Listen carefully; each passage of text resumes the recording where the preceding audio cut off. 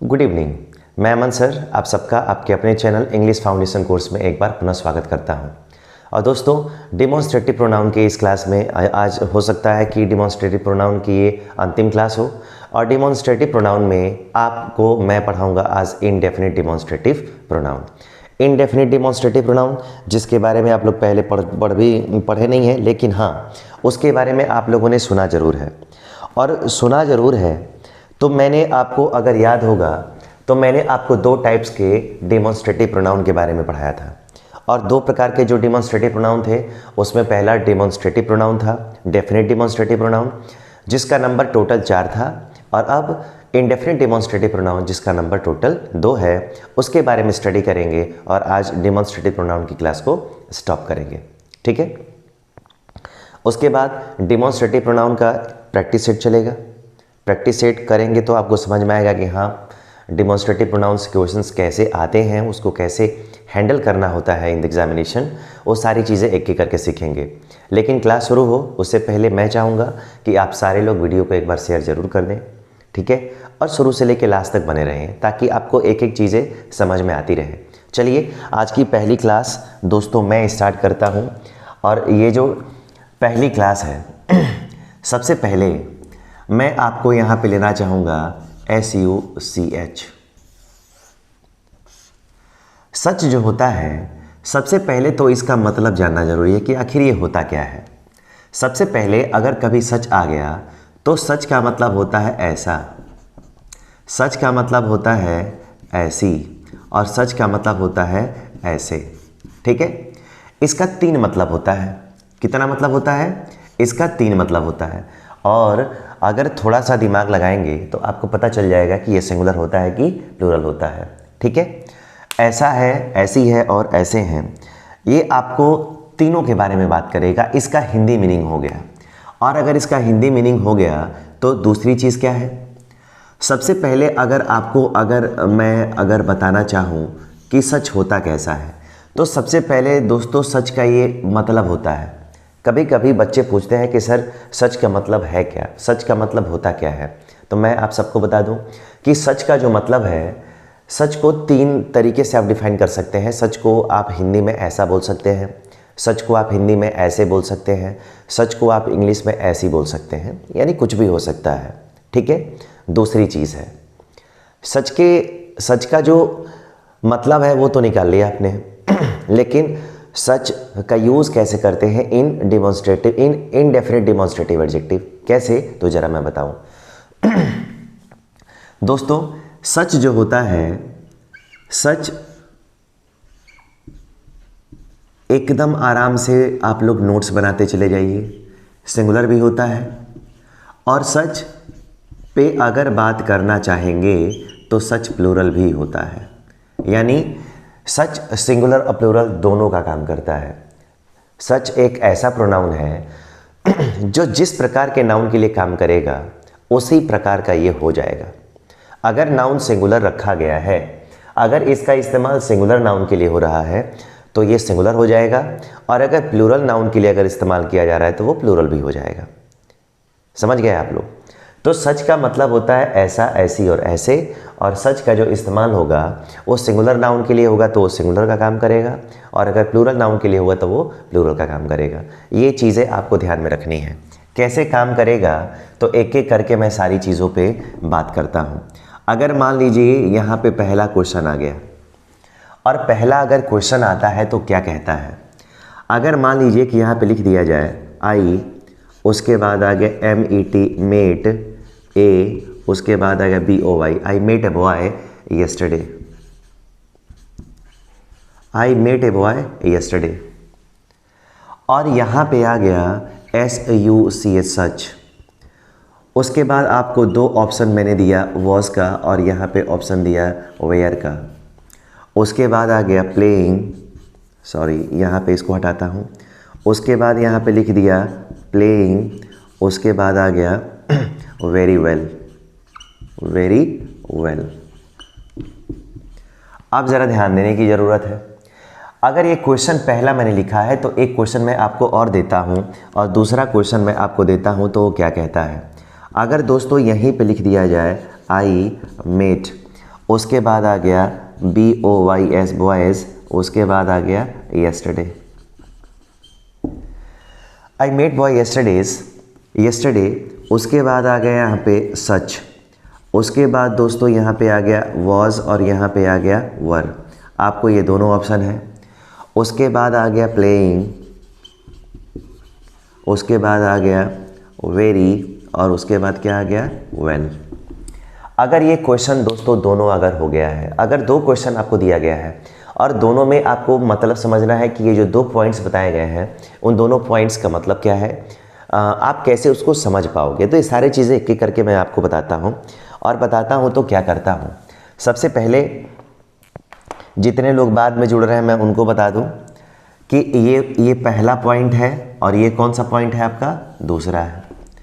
अब मैंने कहा कि इसका मतलब तो होता है ऐसा, ऐसी और ऐसे, लेकिन अगर सच का जो मतलब है सिंगुलर भी हो सकता है और ये प्लूरल भी हो सकता है ना।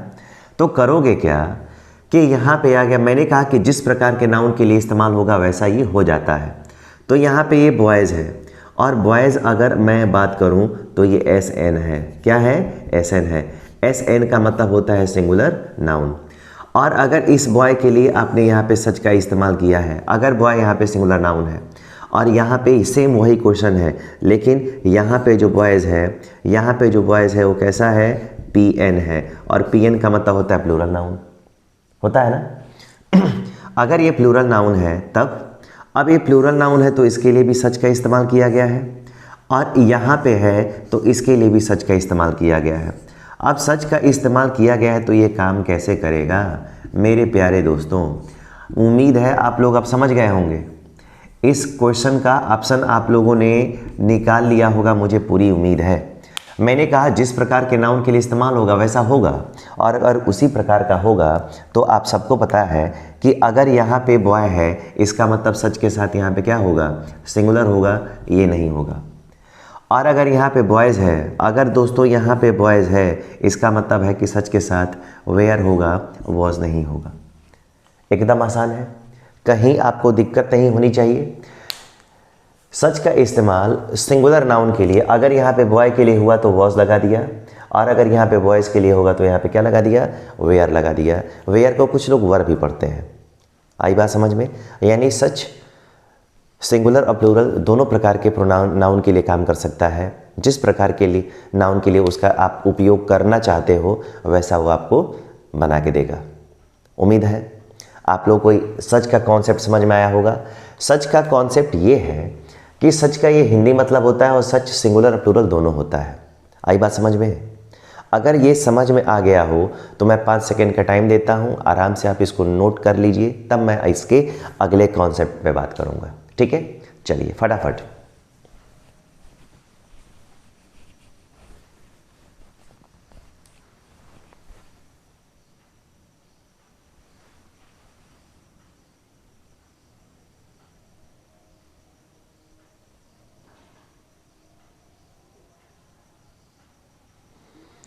चलिए, अगर हो गया तो ज़रा इसके दूसरे कॉन्सेप्ट पे आया जाए।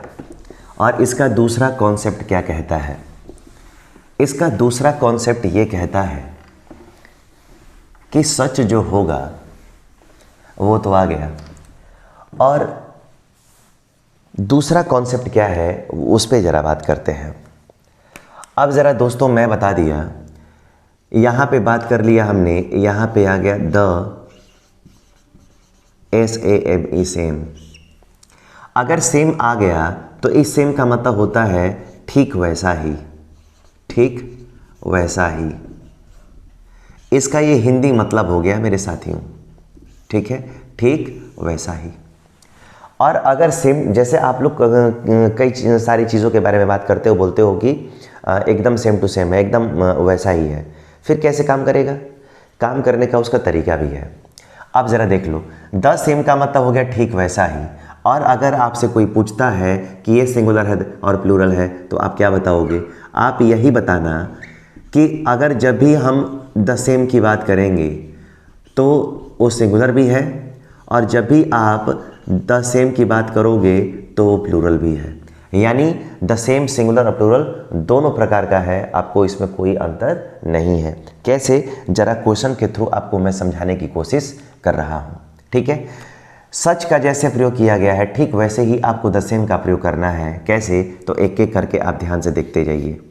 अगर यहाँ पे पहला क्वेश्चन आ गया और यहाँ पे क्वेश्चन लिख दिया जाए THIS, ठीक है, दिस इज ए, उसके बाद आ गया गुड, उसके बाद आ गया book, this is a good book, यह एक अच्छी कलम है। यहाँ पे आ गया द सेम, ठीक है, यहाँ पे आ गया दोस्तों वॉज का ऑप्शन और यहाँ पे आ गया वेयर का ऑप्शन। उसके बाद आ गया BOUGST बॉट, उसके बाद आ गया बाय मी, उसके बाद आ गया दोस्तों यस्टरडे। ये पहला क्वेश्चन। और इसका एक दूसरा क्वेश्चन मैं आपको और बताता हूँ। दिस है तो दिस का प्लूरल हमने कर लिया दीज, इसका प्लूरल हमने बना लिया आर, एक को हटा लिया, उसके बाद आ गया मैंने लिख दिया गुड, बुक की जगह पे मैंने लिख लिया बुक्स, फुल स्टॉप। यहाँ पे फिर से मैं वही ऑप्शन लेता हूँ, आप केवल अंतर देखते जाओ कि कितना अंतर आ रहा है। यहाँ पे आ गया वॉज और यहाँ पे क्या आ गया वर। उसके बाद आ गया BOUGST बॉट, बाई, मी, और उसके बाद क्या आ गया, उसके बाद आ गया यस्टरडे। अब ज़रा ये दो क्वेश्चन आपके सामने रख दिया मैंने और इन दो क्वेश्चंस को एग्जाम्पल के थ्रू द सेम का इस्तेमाल मैंने पढ़ा दिया और इसके एग्जाम्पल्स को समझाने के लिए मैंने आपके सामने दो क्वेश्चंस को रखे हुए हैं और इन दोनों क्वेश्चंस को आप इजीली समझ सकते हो कि कैसे ये फंक्शन कर रहा है, आपको इसमें कैसे काम करना है। ठीक है, चलिए, अगर इसमें पहला आपको काम करना है दोस्तों, ध्यान दीजिएगा, अगर मैंने कहा कि द सेम सिंगुलर और प्लूरल दोनों होता है, जिस प्रकार के नाउन के लिए इसका इस्तेमाल होगा उसी प्रकार का ये हो जाएगा। अब ज़रा यहाँ पे देखने की ज़रूरत है कि यहाँ पे बुक्स है, बुक है, और बुक है यहाँ पे कौन सा नाउन है, आपका ये SN है, और यहाँ पे बुक्स है, इसका मतलब है ये क्या है, ये आपका PN है। अगर प्लूरल नाउन होगा तो उसके लिए भी आपने किसका इस्तेमाल किया है, द सेम का, और अगर यहाँ पे सिंगुलर नाउन है तो उसके लिए भी आपने किसका इस्तेमाल किया है, द सेम का। मैंने कहा कि अगर जिस प्रकार के नाउन के लिए इस्तेमाल होगा, अगर यहाँ पे सिंगुलर नाउन के लिए इस्तेमाल हुआ है, इसका मतलब है कि आपको वॉज के साथ जाना होगा, वेयर के साथ नहीं। और अगर यहाँ पे बुक्स प्लूरल नाउन के लिए इस्तेमाल हुआ है तो आपको अब इसके साथ नहीं जाना, आपको किसके साथ जाना है, आपको जाना है वेयर के साथ। ये एकदम आसान है, इसका कॉन्सेप्ट बड़ा इजी है। आप देख सकते हो कि इसके पहले भाई प्रोनाउन है, सिंपल सी बात है, प्रोनाउन है और प्रोनाउन का इस्तेमाल नाउन के बदले होता है। इसका मतलब नाउन जैसा रहेगा वैसा ही इनको काम करना पड़ेगा। आ गई बात समझ में? और अगर बात समझ में आ गई तो ये इनडेफिनिट डिमॉन्स्ट्रेटिव एडजेक्टिव का प्रोनाउन का कॉन्सेप्ट था। इसका एक बहुत ही इंपॉर्टेंट कॉन्सेप्ट और है जिसके बारे में मैं आप लोगों को बताना चाहूँगा, डिस्कस करना चाहूँगा। तो मैं चाहूँगा कि इसको डिस्कस किया जाए। इससे पहले आप सारे लोग इसको नोट कर लें, और नोट करने से पहले जितने लोग अभी नए नए जुड़े हैं, चाहे जितने लोग पुराने हैं, मैं उनसे भी रिक्वेस्ट करूँगा कि इस क्लास को जितना अधिक शेयर कर सकें एक बार कर दीजिए। अपने फ्रेंड्स में, अपने व्हाट्सएप ग्रुप में, जहाँ करना चाहें एक बार कर दीजिए। और फिर मैं इसके दूसरे कॉन्सेप्ट पे बात करता हूँ। एक छोटा सा डिफरेंस है और उस डिफरेंस को मैं बता दूंगा, तब आपका कॉन्सेप्ट धीरे धीरे क्या हो जाएगा, दूर हो जाएगा। ठीक है, फटाफट।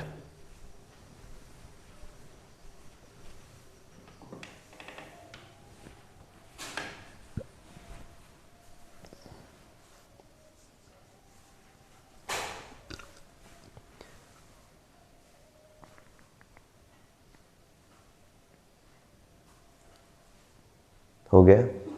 चलिए, अगर हो गया है तो ज़रा मैं एक दूसरे कॉन्सेप्ट की बात कर दूं। और दूसरा कॉन्सेप्ट क्या है तो ज़रा उसको बताना बड़ा ज़रूरी है। और बताना इसलिए भी ज़रूरी है क्योंकि जो टॉपिक मैं आप सबको पढ़ा रहा हूं उस टॉपिक का नाम डिमॉन्स्ट्रेटिव प्रोनाउन है, और डिमॉन्स्ट्रेटिव प्रोनाउन डिमॉन्स्ट्रेटिव एडजेक्टिव का भी काम करता है। तो जब डिमॉन्स्ट्रेटिव प्रोनाउन डिमॉन्स्ट्रेटिव एडजेक्टिव का भी काम करता है तो अब आपको ये जानना होगा कि दोनों में क्या अंतर है, कब वो डिमॉन्स्ट्रेटिव प्रोनाउन होगा, कब वो डिमॉन्स्ट्रेटिव एडजेक्टिव होगा। तो ध्यान से देखें और समझने की कोशिश करें कि हाँ कैसे कौन सा शब्द किसका काम करेगा, कब वो प्रोनाउन है, कब वो क्या है। अब ज़रा ध्यान देने की ज़रूरत है। अगर मान लो कि यहाँ पे मैं बोल दिया THIS दिस और यहाँ पे आ गया THAT दैट,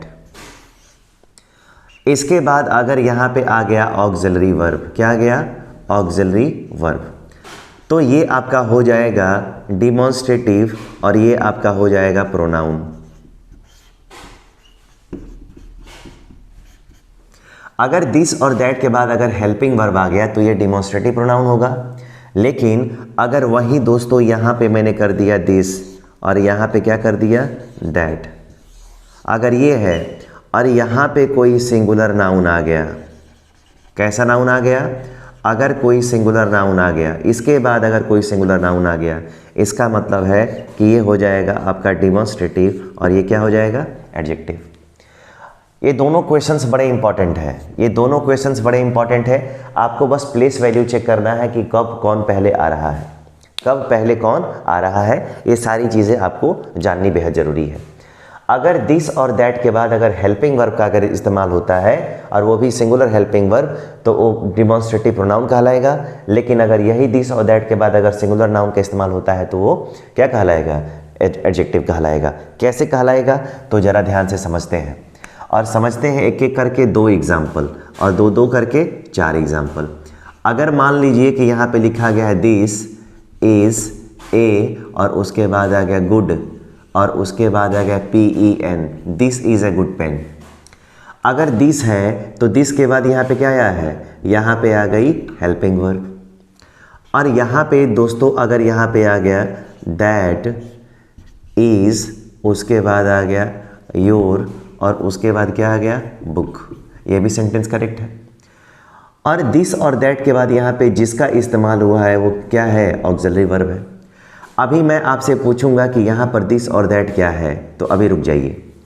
अब ज़रा यहाँ पे भी मैं बता दूँ आपको, अगर यहाँ पे लिख दिया जाए दिस PEN पेन इज़, उसके बाद आ गया गुड, ये भी करेक्ट है। और अगर यहाँ पे क्वेश्चन आ गया दैट, ठीक है, PEN pen is YOURS yours. अब ज़रा मैं चार एग्जाम्पल तो हो गया और इन चारों एग्जाम्पल में मैं आपको एक एक करके सारा एग्जाम्पल अब समझा देता हूँ। और वो सारा एग्जाम्पल क्या है तो ज़रा समझिए। अगर यहाँ पे दिस आया है और यहाँ पे अगर दैट आया है तो दिस के बाद यहाँ पे कौन है, पेन है ना, और अगर पेन है तो यहाँ पे भी क्या है, पेन है। इसका मतलब है कि यह SN है। SN का मतलब क्या हो गया, सिंगुलर नाउन हो गया।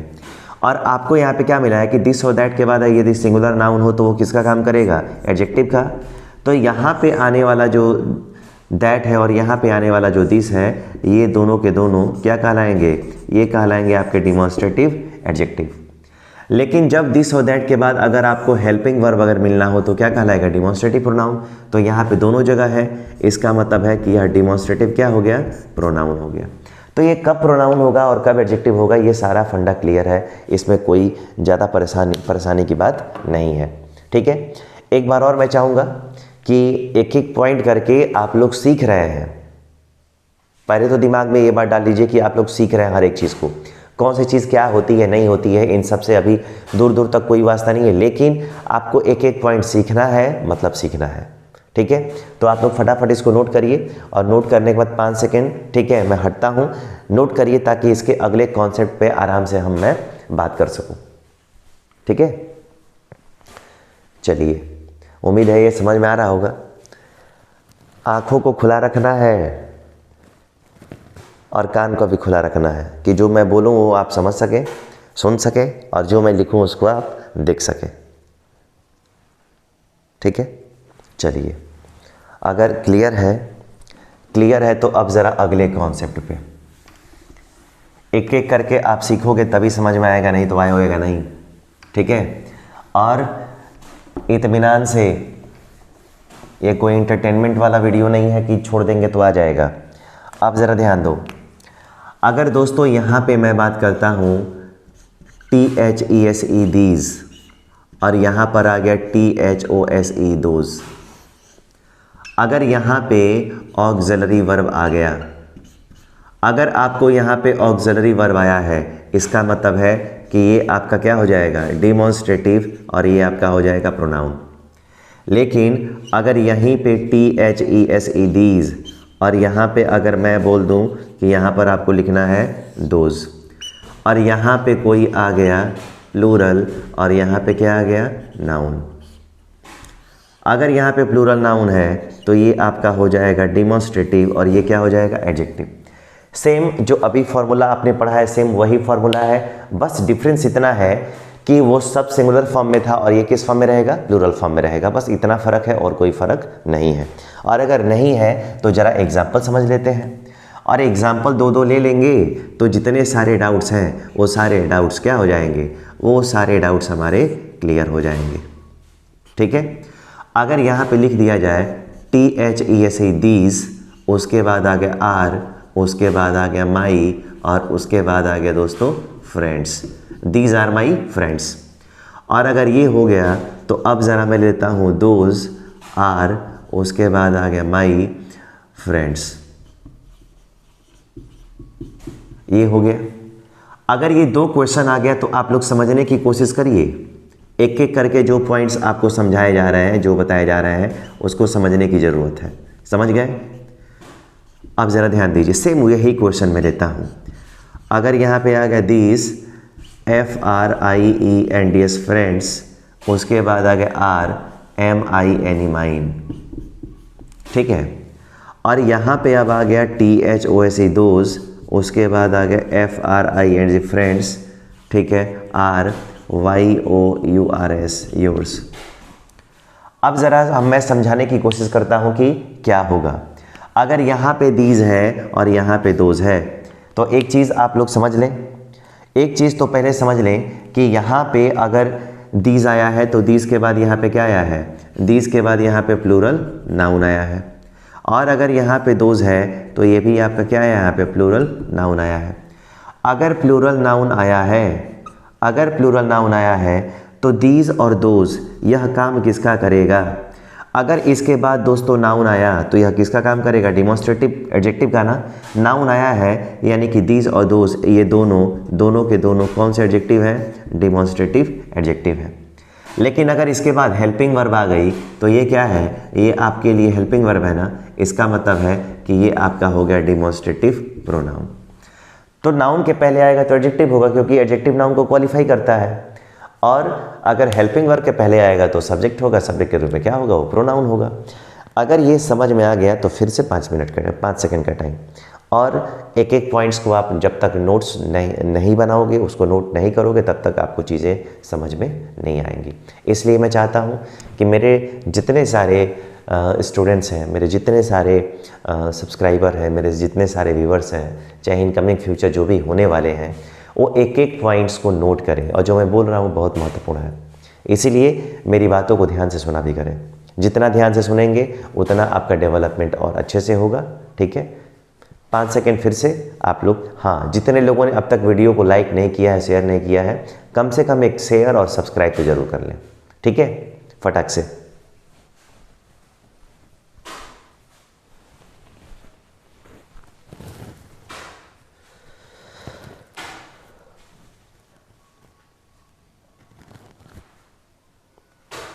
कल प्रैक्टिस सेशन का बैच होगा और उसमें मैं क्वेश्चन लगवाऊंगा कि कैसे क्वेश्चन आता है, क्वेश्चन कैसे आता है उसको मैं कराऊंगा। तो जितने सारे बच्चे हैं 8 बजे लाइव रहे। ठीक है, चलिए, अगर ये हो गया तो अब ज़रा अगले कॉन्सेप्ट पे एक एक करके सारा कॉन्सेप्ट हो रहा है। मैंने एक बात बोला है कि ये फाउंडेशन की क्लास है, आपको इंग्लिश की A to Z, ठीक है, हर एक ABCD आपको इसमें क्या किया जाएगा, बताया जाएगा। और अगर बताया जाएगा तो ज़रा अब आगे आते हैं। अगर आगे आते हैं तो मान लो यहाँ पे आ गया SUCH सच। अगर सच के बाद अगर दोस्तों यहाँ पे इज़ है और यहाँ पे आर है, इसका मतलब है यहाँ पे वॉज है और यहाँ पे क्या है, वर है। अगर ये है इसका मतलब है कि यह डिमॉन्स्ट्रेटिव और काम किसका है, प्रोनाउन का। ठीक है, अब ज़रा इत्मीनान से आप लोग क्वेश्चन समझिए। अगर यहाँ पे आ गया, अगर यहाँ पे क्वेश्चन मैंने 2 दिया था, अगर मान लीजिए कि यहीं पे मैं क्वेश्चन लेता हूँ, इसको थोड़ा डस्ट करता हूँ। अगर यहाँ पे क्वेश्चन ले लिया I bought a pen, I bought a pen, और उसके बाद आ गया SUCH such was writing well, such was writing, और इसके बाद क्या आ गया, वेल। ठीक है, अब ज़रा आपसे कोई पूछता है कि यहाँ पे जो पेन है इसी के लिए इस्तेमाल हुआ है, और सच के बाद यहाँ पे किसका इस्तेमाल किया गया, ऑक्सिलरी वर्ब का ना। अगर सच के बाद अगर ऑक्सिलरी वर्ब है, इज और वाज कुछ भी हो सकता है, आर वेयर कोई भी हो सकता है, इस क्वेश्चन नहीं हो सकता है, अलग अलग क्वेश्चन में हो सकता है। इसका मतलब है कि ये क्या होगा, आपका डिमॉन्स्ट्रेटिव प्रोनाउन होगा, डिमॉन्स्ट्रेटिव प्रोनाउन होगा। लेकिन अगर इसी क्वेश्चंस को अगर ऐसे बदल दिया जाए, अगर यहाँ पे आ गया SUCH सच, सच के बाद आपको ए दिखाई देगा, नहीं तो क्या दिखाई देगा, एन, और AN के बाद अगर दोस्तों यहाँ पे कोई सिंगुलर नाउन दिखाई दिया, कौन सा नाउन दिखाई दिया, सिंगुलर नाउन, इसका मतलब है कि यह आपके लिए और हम सब के लिए डिमॉन्स्ट्रेटिव क्या होगा, एडजेक्टिव होगा। प्रोनाउन का एग्जाम्पल आप लोग पहले अभी आज की क्लास में ले चुके हैं। अब ज़रा देखें कि सच के बाद अगर आपको इज दिखता है, सच के बाद आपको वॉज दिखता है, सच के बाद आपको आर दिखे, सच के बाद आपको क्या दिखे, वेयर, इसका मतलब है कि वो प्रोनाउन है। लेकिन सच के बाद अगर ए है और सच के बाद अगर एन है, इसका मतलब है कि वो डिमॉन्स्ट्रेटिव एडजेक्टिव है। अब ज़रा क्वेश्चन कैसे आएगा, तो ज़रा मैं अगर ऐसे देख लूँ, अगर यहाँ पे लिख दिया जाए आई, उसके बाद आ गया डोंट, उसके बाद आ गया LIK लाइक, उसके बाद आ गया SUCH such a boy, I don't like such a boy. अब सच के बाद यहाँ पे ए दिखेगा और ए के बाद आपको यहाँ पे नाउन दिखेगा। अगर नाउन दिखेगा तो सिंगुलर नाउन होगा, और यहाँ पे यह काम किसका करेगा, यहाँ पे यह काम करेगा डिमॉन्स्ट्रेटिव एडजेक्टिव का। अगर ये एग्जाम्पल नहीं सफिशिएंट है आपके लिए तो एक और एग्जाम्पल लीजिए। अगर यहाँ पे लिख दिया जाए THOUGHT थर्ड, आई थॉट, उसके बाद आ गया such an idea, such an IDEA idea. अगर यहाँ पे सच आ गया, सच के बाद यहाँ पे एन है और यहाँ पे क्या है, आइडिया है, तो आइडिया यहाँ पे सिंगुलर नाउन है इसका, और एन भी आ गया, इसका मतलब है कि यहाँ पे काम किसका करेगा, डिमॉन्स्ट्रेटिव एडजेक्टिव का। तो आपको एक चीज़ याद रखना है कि सच के बाद जब भी आपको AN मिले, सच के बाद आपको जब भी AN मिलता है, इसका मतलब है कि वो क्या है, वो आपके लिए डिमॉन्स्ट्रेटिव एडजेक्टिव है, और सच के बाद जब भी आपको हेल्पिंग वर्ब दिखे, इसका मतलब है कि वो क्या है, प्रोनाउन है। समझ में आ गया? और अगर समझ में आ गया हो तो एक लास्ट पॉइंट और बचा है, और उस लास्ट पॉइंट को मैं एक्सप्लेन कैसे करता हूँ, ज़रा ध्यान दें। ठीक है, उसको कैसे करना है, सेम यही तरीका है, प्लेस वैल्यू चेक करते रहना है और अपना काम निकालते रहना है। अब देखिए ज़रा, जितने लोग हैं, अगर यहाँ पे दोस्तों आ गया द सेम,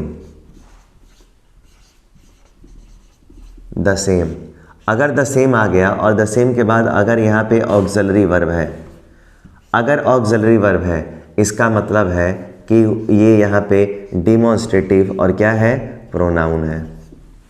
ठीक है, जैसे, अगर जैसे तैसे समझना है तो यहाँ पे लिख लीजिए। अगर यहाँ पे लिख दिया जाए I sold a book, I sold a book, उसके बाद आ गया the same is very useful. यहाँ पे द सेम आ गया, द सेम के बाद यहाँ पे क्या है, हेल्पिंग वर्ब है ना, क्या हेल्पिंग वर्ब है, इसका मतलब है कि यह DP है, डिमॉन्स्ट्रेटिव प्रोनाउन है। अगर इस एग्जाम्पल को अगर आप ऐसे लिख लेते हो कि आई, उसके बाद आ गया लॉस्ट, ठीक है, I lost this book, I lost this book, और यहाँ पे आ गया the same was BOUGST bought a few weeks ago, a few weeks एगो। अगर यहाँ पे द सेम है और द सेम के बाद अगर यहाँ पे वॉज है, इसका मतलब है कि यह काम किसका करेगा, यह काम करेगा डिमॉन्स्ट्रेटिव प्रोनाउन का। अगर द सेम के बाद अगर कभी भी आपको हेल्पिंग वर्ब दिखता है, इसका मतलब वह डिमॉन्स्ट्रेटिव प्रोनाउन ही होगा और डिमॉन्स्ट्रेटिव प्रोनाउन, ठीक है। और अगर इसी क्वेश्चन को अगर यहाँ पे ऐसे लिख दिया जाए दोस्तों, अगर यहाँ पे लिख दिया जाए द सेम, क्या लिख दिया जाए, द सेम, और द सेम के बाद अगर यहाँ पे कोई नाउन आ गया, अगर नाउन है इसका मतलब है कि वो आपके लिए डिमॉन्स्ट्रेटिव एडजेक्टिव है। कैसे, तो ज़रा समझने की कोशिश करते हैं। अगर यहाँ पे क्वेश्चन आ गया ही, उसके बाद आ गया, अगर क्वेश्चन यहाँ पे दोस्तों आ गया ही, BOUGST, ही बॉट द, उसके बाद आ गया SAME, same book, he bought the same book. उसने, अगर यहाँ पे द सेम है, द सेम के बाद यहाँ पे आने वाला नाउन कैसा है, आने वाला नाउन यहाँ पे नाउन सिंगुलर है। अगर नाउन कैसा भी हो आपको उससे भी फ़र्क नहीं पड़ता है। अगर ये बुक है तो भी चलेगा, अगर आप बुक्स कर देते हैं तो भी चलेगा। इसका मतलब है कि ये PN रहेगा तो भी होगा और अगर CSN रहेगा तो भी होगा। ये आपका काम करेगा किसका, ये आपका काम करेगा डिमॉन्स्ट्रेटिव एडजेक्टिव का। तो जब भी इनके बाद नाउन आएगा इसका मतलब वो एडजेक्टिव है, और जब भी इसके बाद हेल्पिंग वर्ब आएगी इसका मतलब वो क्या है, प्रोनाउन है। इसका कॉन्सेप्ट आप लोगों ने अभी समझा होगा, ठीक है, बड़ा आसान है। डिमॉन्स्ट्रेटिव प्रोनाउन और डिमॉन्स्ट्रेटिव एडजेक्टिव दोनों सेम होता है, कोई फ़र्क नहीं होता है, बस फ़र्क किस में होता है, तो उनकी पोजीशन में। अगर उनके राइट में कभी भी अगर हेल्पिंग वर्ब का इस्तेमाल किया गया है इसका मतलब वो प्रोनाउन है, और अगर कभी भी उनके बाद राइट में RHS में अगर एडजेक्टिव का नाउन का इस्तेमाल किया गया है इसका मतलब है कि वो एडजेक्टिव का काम करेगा, ठीक है। उम्मीद है डिमॉन्स्ट्रेटिव प्रोनाउन का जो कॉन्सेप्ट है आप लोगों को समझ में आया होगा, और अगर समझ में आया होगा तो उसका नोट्स आप लोगों ने बना लिया होगा। और कल की जो क्लास चलेगी डेमोन्स्ट्रेटिव प्रोनाउन के क्वेश्चंस पे चलेगी, उसके सारे क्वेश्चंस कैसे आते हैं वो सारा एक एक करके मैं क्वेश्चन कराऊंगा, ठीक है। हो सकता है कि कल की क्लास लंबी हो। और हाँ, जाते जाते इस धनतेरस की, ठीक है, मैं आप सबको बहुत बहुत शुभकामनाएं देता हूँ, ठीक है। उम्मीद करता हूँ कि आप लोगों ने अच्छी अच्छी चीज़ें खरीदी होंगी। और हाँ, एक चीज़ और, धनतेरस के दिन स्टील का कोई भी पदार्थ, कोई भी चीज़ नहीं खरीदना चाहिए। तेल घी आज के दिन आप लोगों को नहीं खरीदना चाहिए, कोई भी सामान, ठीक है। अगर आपको छोटा कोई बर्तन ही खरीदना है तो वो पित्तल का होना चाहिए, स्टील का मत खरीदिए, स्टील का मत खरीदिए, लोहे का मत खरीदिए, और कोई भी तेल और घी इस प्रकार की कोई भी चीज़ें ना खरीदें, ठीक है। खरीदा जा सकता है लेकिन ये सारी चीज़ें आज के दिन अशुभ मानी जाती हैं, ठीक है। तो चलिए, धनतेरस की बहुत बहुत कामनाओं के साथ मैं आज की क्लास क्लोज करता हूँ, ठीक है। मिलते हैं कल डेमोन्स्ट्रेटिव प्रोनाउन की प्रैक्टिस के साथ, तब तक के लिए अभी सभी लोगों का गुड नाइट।